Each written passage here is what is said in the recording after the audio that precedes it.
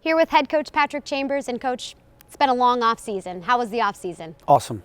Did a lot of creative things with my staff, with this team to get them prepared for the start of the official start of the season of 16-17.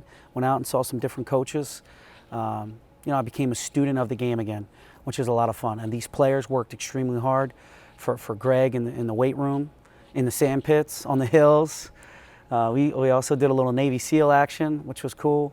And then Saz kept them all together. So it's been a great off season. What can you say about some of that Navy SEAL training in terms of what that did for team chemistry and bonding? Yeah.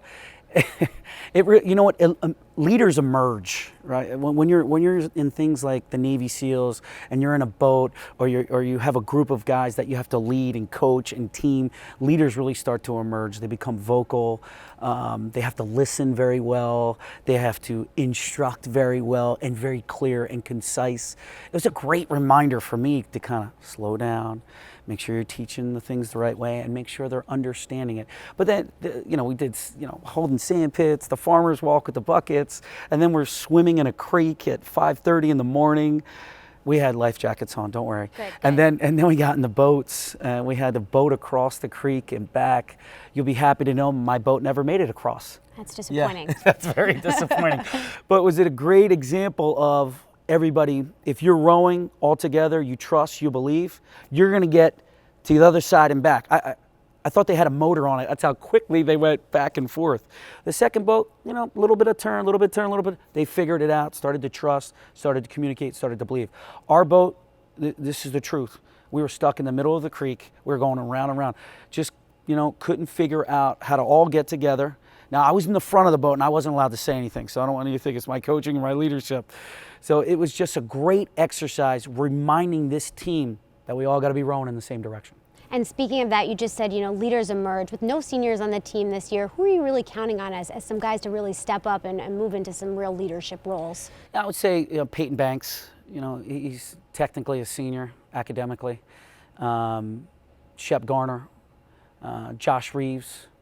I think Terrence, with his experience, I know he's a transfer, but with his experience and buying into this program, I think he's been very vocal and really commanding the locker room. And then Julian Moore, another red shirt, who can kind of work with the younger guys, the 4s and the 5s, and just talking to them about what it takes to play in the Big Ten.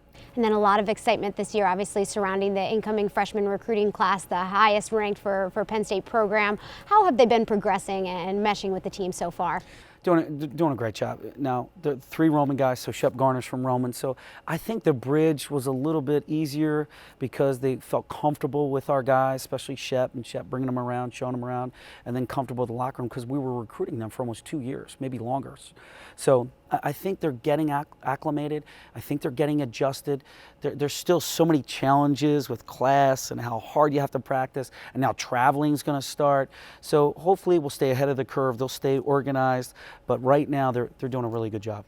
And like you said, with the boat, balancing the new guys and the guys who have been here for a little while, how has the off-season practices been going in terms of everybody finding their role? What are you seeing in terms of developing roles on the team? Yeah, this team's real connected. So I think it starts in the locker room. When you have a connected team, it doesn't matter really when you go to the floor because everybody just wants to compete. Everybody wants to play hard. So roles will slowly define themselves as we progress over the next 2 or 3 weeks leading up to that Lock Haven game. But it's been exciting to watch the level of competition. And I know you mentioned a few moments ago doing some really creative things in the off-season. One of those creative things you mentioned just a few moments ago about the up-tempo style of play.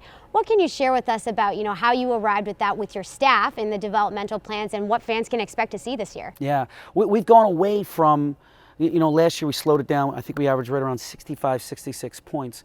And this year, when you looked at our roster and you looked at the athleticism and speed and skill, we had to make this adjustment. And so we had to go out and scour the country and talk to all the best coaches in the country about how to do this, how to implement it from infancy stages all the way up. And that's what we did, and that's what we've been doing, and they're really embracing it. And you also mentioned the importance of the attitude club, not just necessarily defense and rebounding, but also doing the little things. How important is it to, stress doing the little things and getting everybody to buy into that this year? The success is in the details. It really is. You know, we won 7 games last year, and we took care of the little things. And what are the little things? Rebounding, blocking out, deflection here, a steal here, an extra pass here, an assist here, a charge, a timely charge, a block shot. You know, those are the little things that we need to really fine tune. I heard Joe Madden say, "Do simple, great," and he is dead on. Not just because they won last night, but because he's dead on. Because if we do the little things, then those details, then you're going to win games at the end. And you mentioned, 7 wins, another season of 16 wins overall. What does that do from a momentum standpoint in terms of really getting the team together, heading into another tough non-conference slate to begin with? Yeah, you know what? Over the last 3 years, we've been 50-50. So I know that's average, and we'd like to see it a little bit higher on one side, a little bit lower on the other side. But as you're building, and as you're trying to build it to sustain and consistent, this is what you have to do. So I'm really proud of the progress that we've made. So many people last year said, "Oh, this is going to be a transition year." And boy, did we shock them. Absolutely. Ended up getting a bye in the Big Ten tournament, first ever. And 7 games, beat Indiana, beat Iowa. Games that you can look back on and look at that senior class and go, you really kept it going. We poured the cement, we laid the foundation, they kept it going. Now I feel like we're a little bit above sea level, and we're ready to take the next step with the program. And when you look at that non-conference schedule, as a whole, just so tough. Is that, kind of a signature of Penn State basketball? And, what are you looking forward to in terms of challenging the guys in that non-conference slate? I wanted to put a difficult non-conference together to challenge these guys, to get them prepared for the Big Ten. I also wanted to put them on different platforms and stages. I also wanted to excite the students and the fans and the alums. And I'm hopeful that they'll come out, because we're going out to them now. We're going to Connecticut, we're going to New York, we're going to Jersey, we're going to D.C., we're going to Philly to play Michigan State. So many great opportunities for fans to come out and watch this great team develop and mature and become the best team it can be by the end of the year. And, broad looking overall, year 6 for you. And looking back, the staff and everything, what can you say about the support that you've received in the administration? And you talked a little bit about the process, but what is it about the process that you can say, has really stuck with you? The process is slow. It's very slow, but you have to be persistent, and you have to be patient, and you have to do things the right way. And it's got to be fearless. We have shirts now, process is fearless, and we have to be fearless in our approach. And our staff has done that.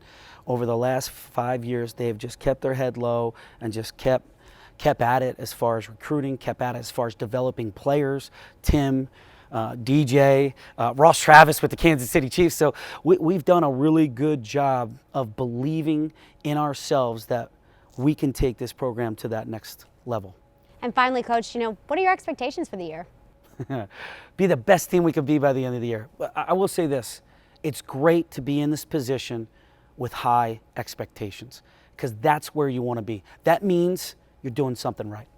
Thank you so much for your time, Coach. Penn State men's basketball is set to open the season on November 4th with an exhibition against Lock Haven. Thank you for your time. Thank you.